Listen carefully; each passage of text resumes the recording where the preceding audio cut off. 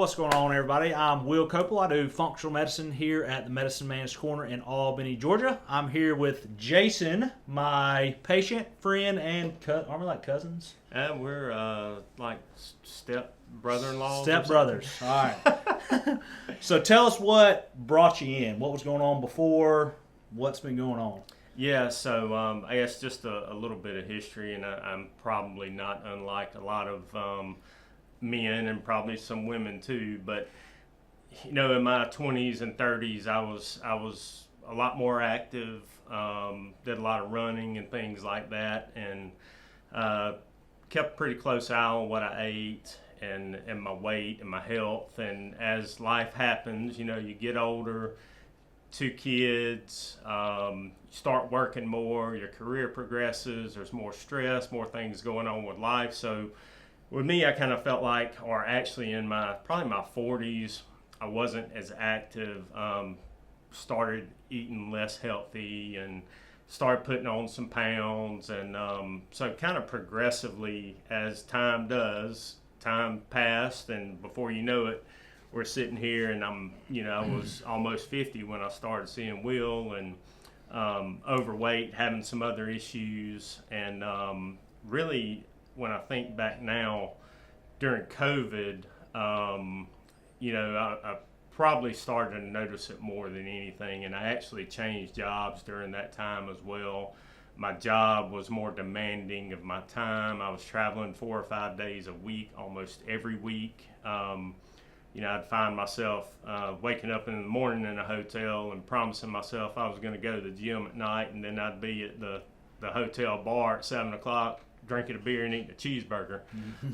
So just, those sort of things added up over time. And then, I started having some symptoms after COVID. I did have the vaccines. I had 2 of the initial one and then the booster. And I started having some symptoms and some joint problems. And I should have also mentioned, previously I had been on blood pressure medicine for probably about 5 years. And then towards probably a couple of years ago, I actually started taking SSRI.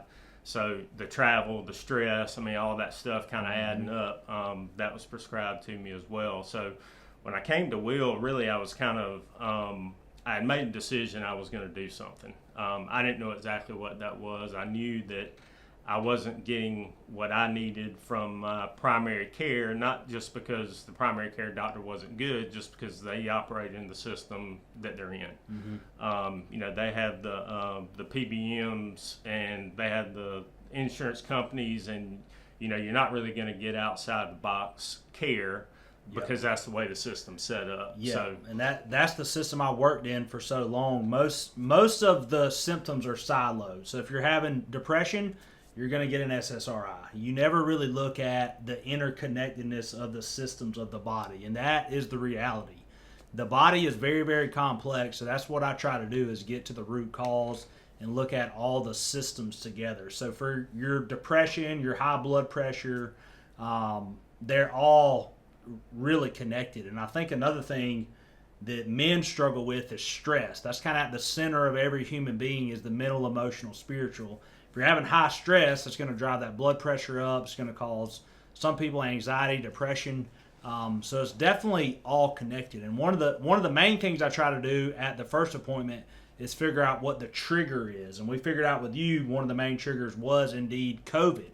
And I quite honestly see that all the time. Not trying to get political with anything, but I think the reality is the COVID vaccine and COVID does cause lots of inflammations in certain people.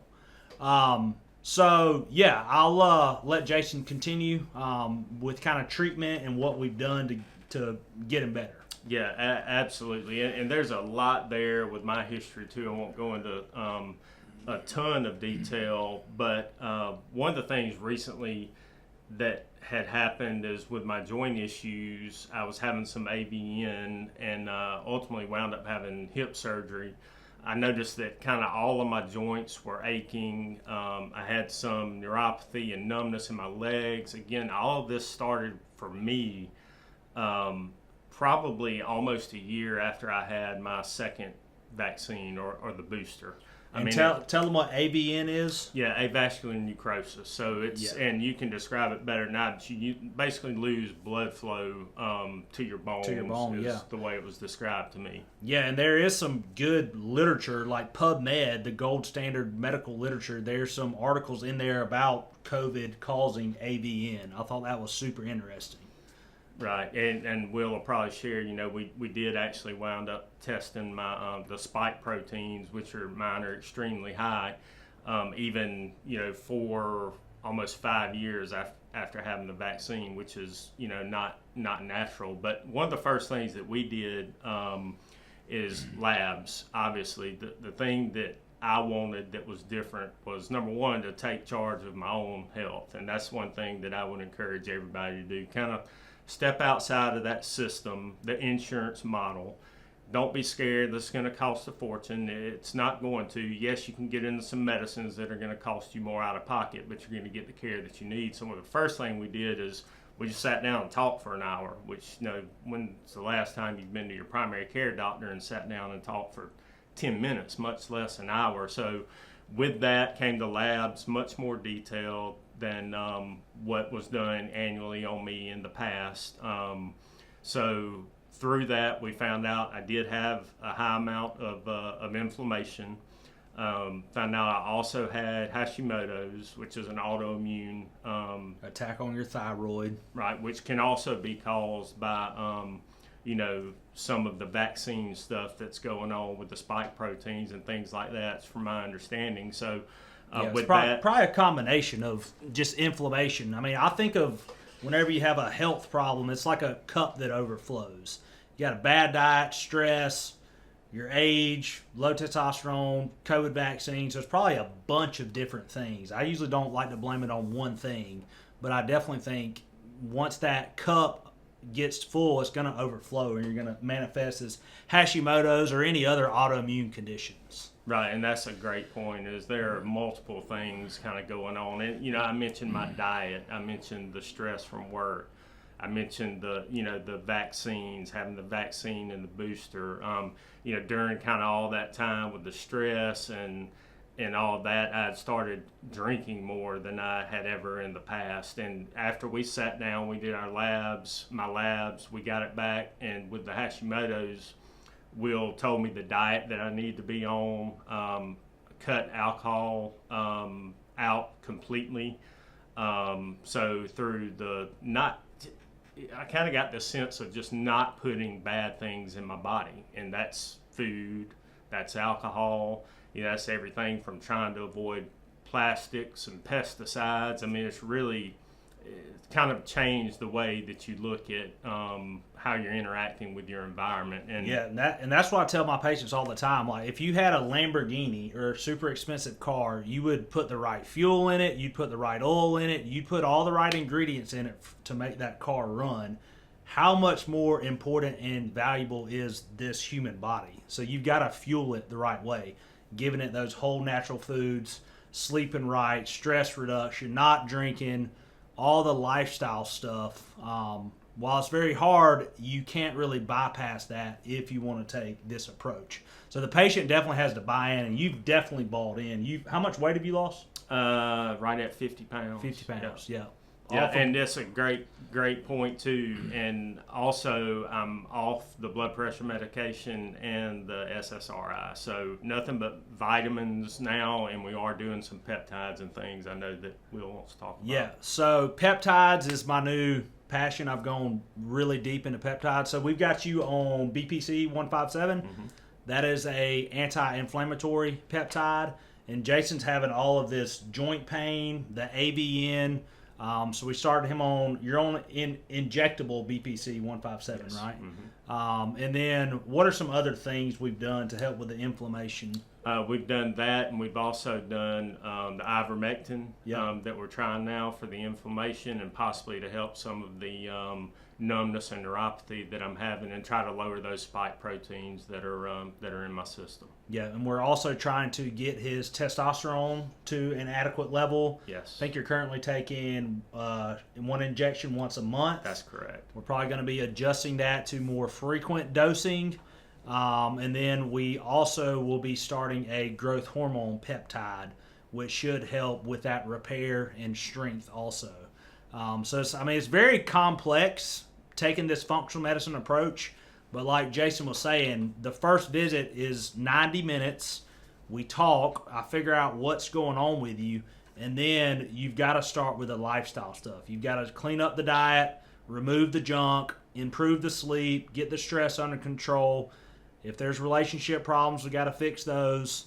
So that's the base. And then once we can work on those, we'll go into the different systems of the body. And at the center of all that is the mental, emotional, spiritual. Stress is huge. I think a lot of us guys, we tend to just push it down. We don't like to talk about stress. And then we end up drinking or whatever we do to cope with it. But I think at the end of the day, the spiritual aspect of it, you've got to give it up to the creator of the universe. He'll tell you what to do. And I know in my life, God has definitely directed my steps. And I try to use that as a coping mechanism rather than alcohol or whatever else it may be.